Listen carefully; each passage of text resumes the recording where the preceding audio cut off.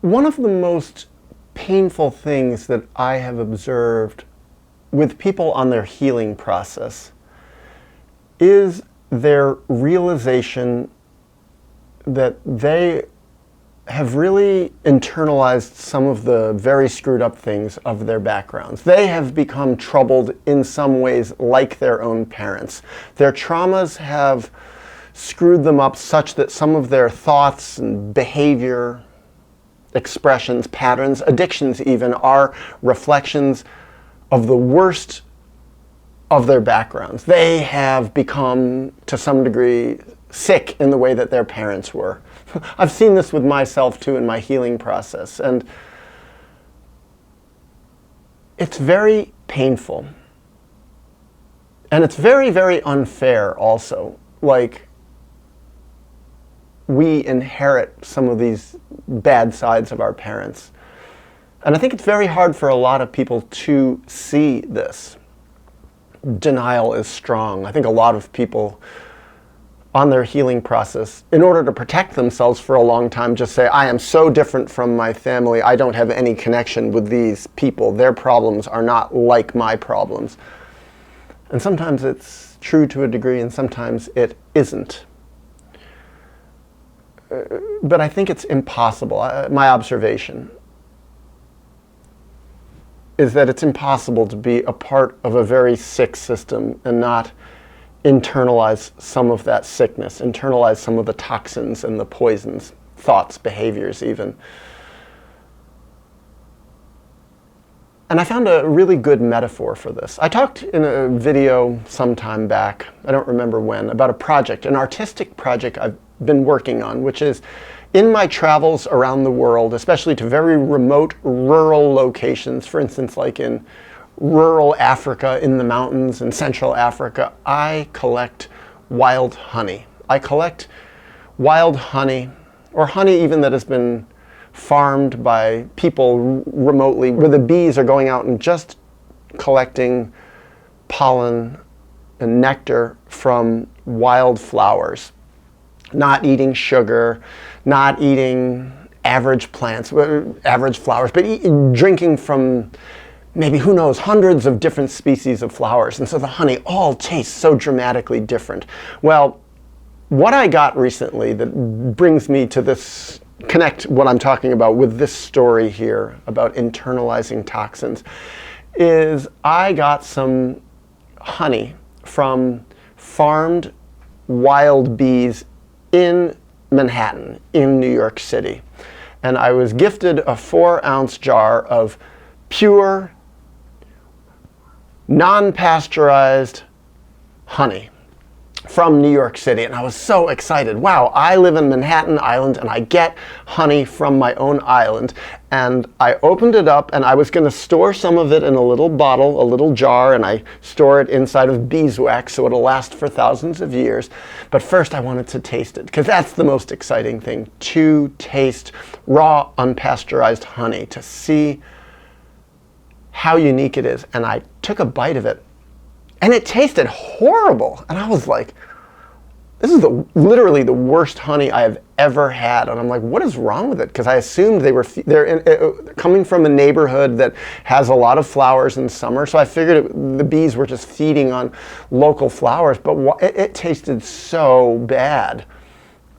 And then I talked with some beekeepers from the countryside in upstate New York, and I was telling them how horrible this honey tasted, and they said, yuck, I would never want to eat honey from bees that live in the middle of a city. And I'm like, why? And they're like, bees are attracted to any sugary source. So for all you know, they're drinking, they're going around drinking like grape soda that's been thrown on the ground. They could be eating leftover Chinese sweet and sour pork and getting the sugar sauce off the top of that. They could be eating anything, any bit of garbage, fermented, who knows what. They could be, it's disturbing. They could be feeding off vomit that someone was drinking alcohol and threw up, and the bees smell the sweetness in the vomit. They could be eating that, and they're turning that into honey.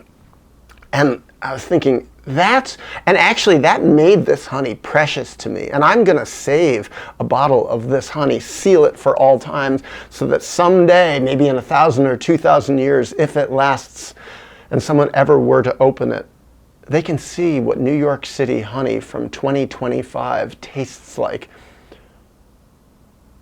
But it took me a few weeks to realize, this honey is a metaphor for the child, the baby, in the troubled family system. In all family systems of the world. Humanity is sick. Humanity is full of twisted denial, all sorts of wrong ideas about how to raise children, all sorts of wrong ideas about what relationships are, or what people are, what human potential is. Religions are full of all sorts of twisted ideas about human potential, about human history, about where we came from, what our values are, why our values should be what they are. And all of these ideas become the environment, become the city, the town, the home for the child. And these are the ideas that feed the psyche of the child.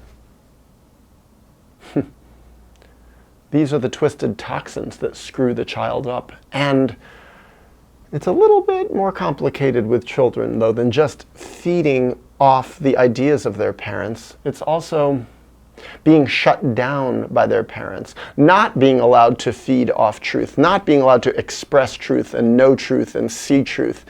Children are forced to accept the lies and denial of their parents.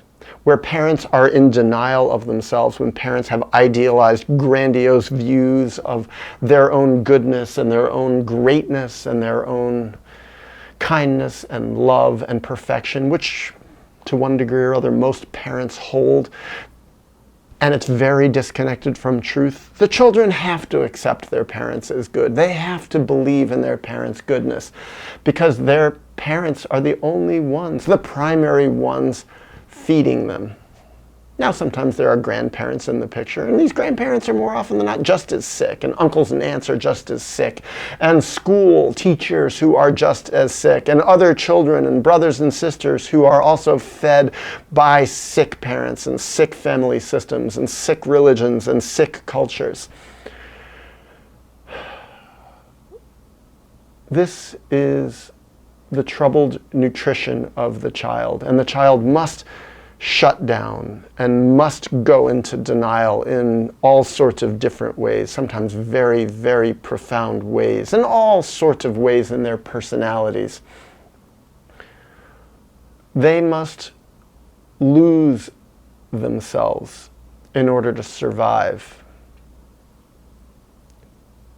It's the basic gift of children that they are the most psychologically gifted yoga masters. They can twist themselves into pretzels in order to get love from people who can barely give any love at all.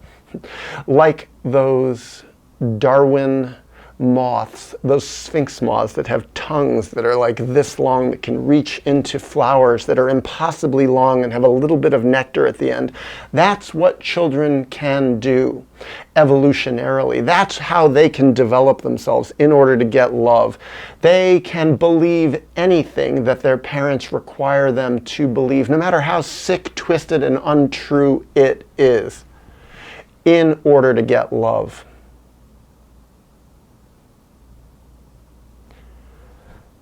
That's why people become mentally ill. They say mental illness is genetic. Well, it isn't genetic, but it does come from your parents. It's inherited psychologically, emotionally, socially. What a world we live in. And my ideal world for the child? a world where they can feed on pure and true flowers of truth, a grand variety of flowers of truth. This world does not remotely exist. Not anywhere I've seen, not in my city, not in my family, not in other families, not in this country, other countries, not in this continent, not in other continents. The world is very troubled. People are very troubled. All family systems I've seen are very troubled. They all have limitations and denial and ways in which they violate the truth of the children, raise their children in traumatic ways that the parents don't see or don't care about, and the children all absorb this. And the ideal,